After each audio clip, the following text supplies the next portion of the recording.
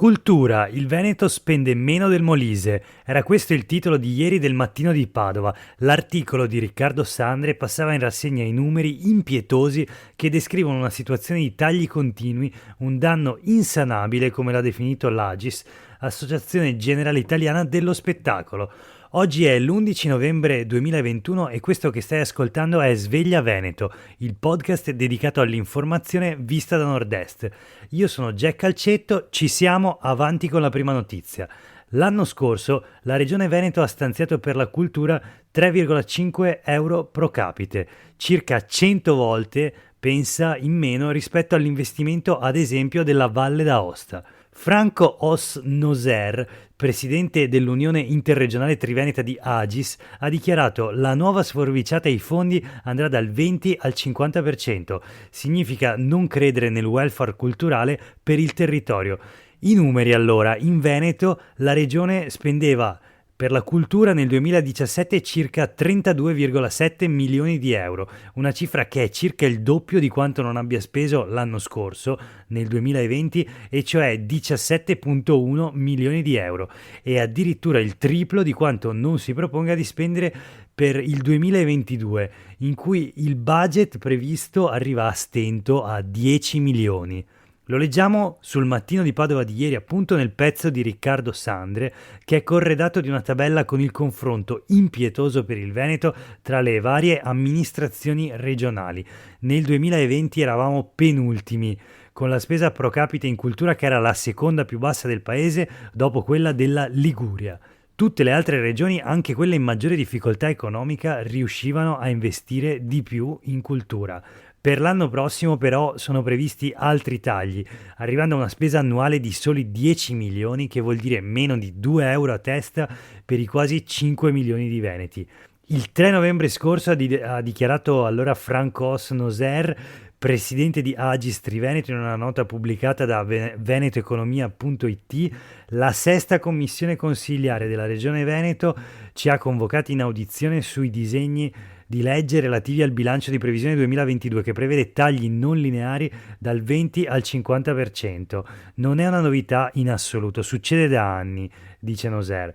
Ma questo oggi ci ha particolarmente allarmato perché il 2022 è l'anno di entrata in vigore della legge regionale numero 17 del 2019, che prevede la programmazione, la triennalità, un modo nuovo di intervenire a sostegno della cultura. Noi diciamo da anni che con la quantità di risorse che la Regione Veneto prevede non può essere data attuazione ad una norma che prevede appunto la programmazione delle attività e quindi lo sviluppo del sistema e delle imprese pubbliche e private che ne fanno parte. Insomma, dice l'Agis, tagliare le risorse vuol dire rendere vana la riforma del 2019 che Agis ha voluto assieme ad altri operatori culturali e costruito in un percorso di ben 7 anni con la regione. Questo in sostanza l'allarme lanciato dagli operatori culturali del Veneto, un allarme a dire il vero che ha trovato ascolto da parte di quella stessa sesta commissione consigliare, la Commissione Cultura del Consiglio regionale del Veneto, dove sono stati annunciati i tagli. Proprio ieri, infatti, la commissione si è espressa sul bilancio regionale con alcune raccomandazioni per una ricalibratura del documento di previsione finanziaria della regione. Così, in una nota ufficiale diramata dall'ufficio stampa del Consiglio regionale del Veneto, dove si legge che la sesta commissione, con voto unanime, richiama al rispetto degli impegni assunti con la mozione approvata anche questa con voto unanime del Consiglio regionale lo scorso 27 luglio, mozione che chiedeva che già dal bilancio 2021 la regione aumentasse la dotazione finanziaria dei capitoli di spesa dedicati alla valorizzazione dei beni e delle attività culturali. Un impegno, ha sottolineato la presidente della commissione Scatto, si chiama, della Lega, proposto questo impegno all'unanimità dalla nostra commissione e fatto proprio da tutta l'aula consiliare, che ora, nel momento di definire la manovra finanziaria 2022, deve tradursi in scelte coerenti ed investimenti adeguati a sostegno di uno dei settori chiave della ripartenza.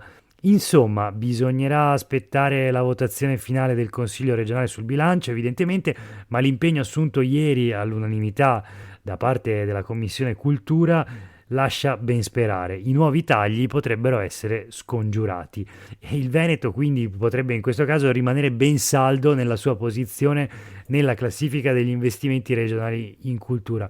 Posizione che però, lo ricordiamo, nel 2020 era la penultima con 3,50 euro pro capite. Peggio di noi solo la Liguria. Ci fermiamo per un attimo sempre in Consiglio regionale al Palazzo Ferrofini di Venezia per una seconda notizia che è curiosa.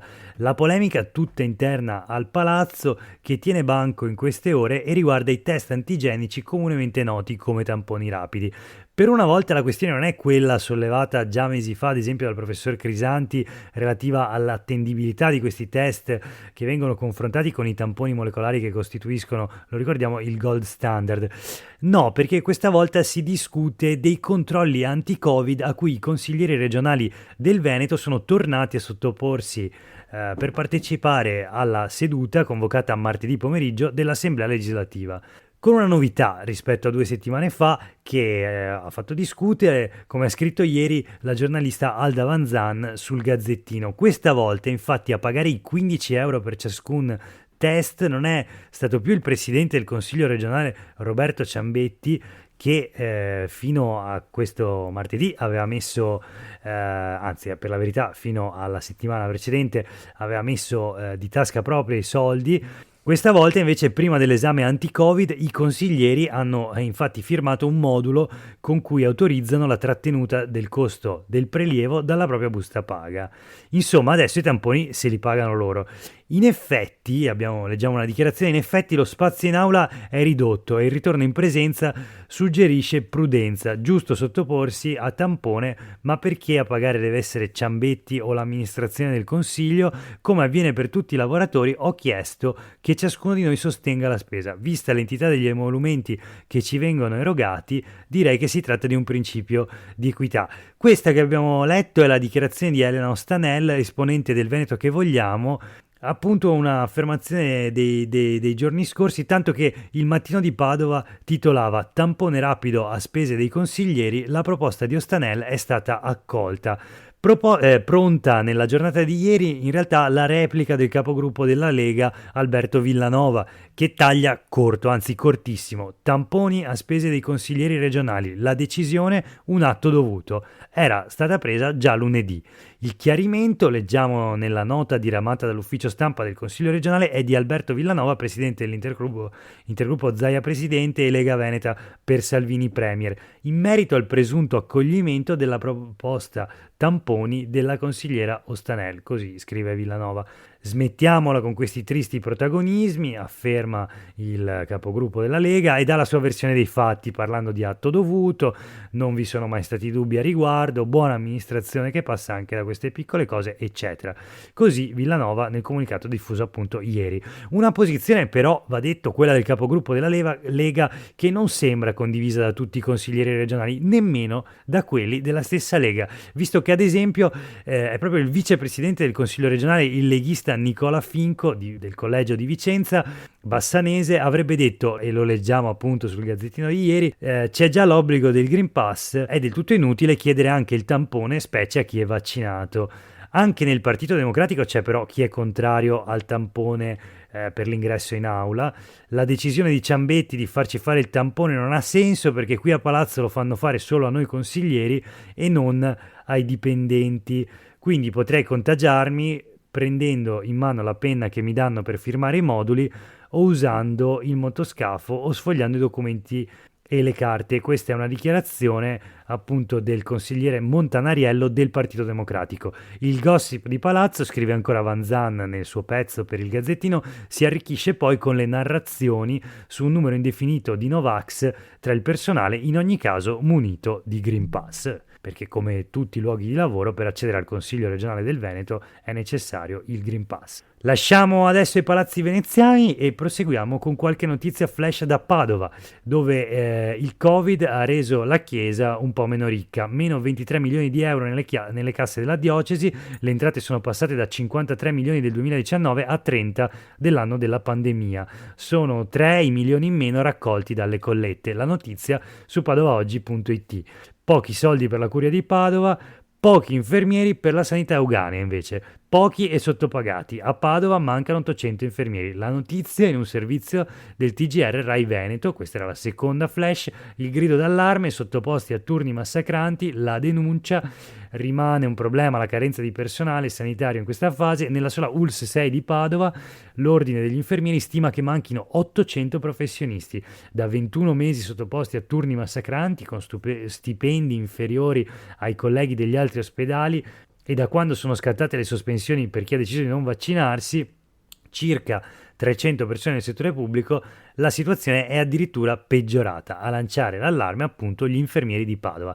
E poi due curiosità dall'ANSA. A Verona nasce una nuova ippovia equivia urbana, verrà inaugurata domenica in occasione della giornata conclusiva di Fiera Cavalli. A Padova invece è stato presentato ieri il restauro del cinquecentesco Bastione Moro, spazio recuperato dal comune per attività culturali e ricreative. Insomma, tra cavalli e bastioni in Veneto c'è voglia di medioevo?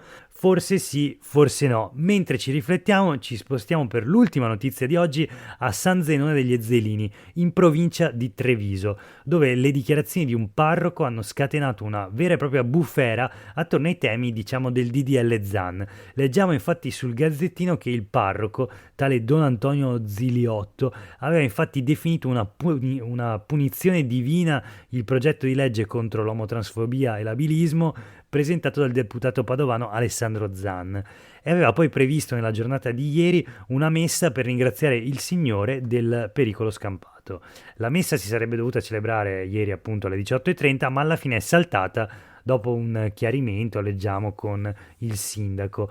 A spiegare le ragioni della funzione religiosa nel comune guidato appunto dal sindaco Fabio Marin, che non ha mai fatto mistero della propria omosessualità e che si è detto amareggiato dalla posizione del sacerdote, era stato a spiegare le ragioni della messa lo stesso parroco, Don Antonio Ziliotto, con un volantino che ha fatto il giro dei social ed è stato pubblicato anche da fanpage.it.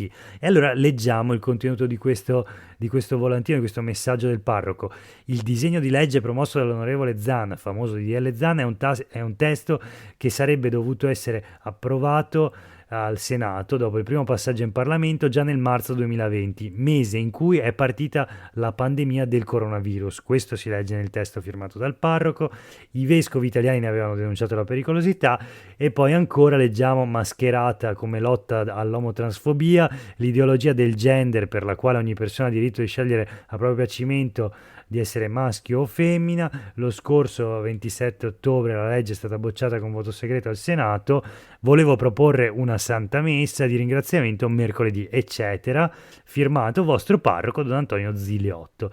Il commento di Alessandro Zan, affidato ai social nella mattinata di ieri: Don Antonio Ziliotto, parroco di San Zenone Treviso, dopo aver associato il Covid al DDL Zan come una sorta di punizione divina, ha indetto una messa di ringraziamento a Dio per lo stop al Senato. Ho da sempre rispetto verso la fede di ciascuno e verso le istituzioni cattoliche con cui dialogo costantemente, scrive Alessandro Zan, deputato del PD. Questo però è uno sfregio e un insulto non solo alle vittime del Covid, ma anche alle tantissime persone cattoliche profondamente convinte della necessità di una legge contro i crimini d'odio. Messaggio decisamente più cristiano di un bollettino parrocchiale che distribuisce fake news. Ecco, per oggi è davvero tutto. Hai ascoltato Sveglia Veneto, il podcast dedicato all'informazione vista da nord-est. Un saluto da Jack Calcetto e buona giornata.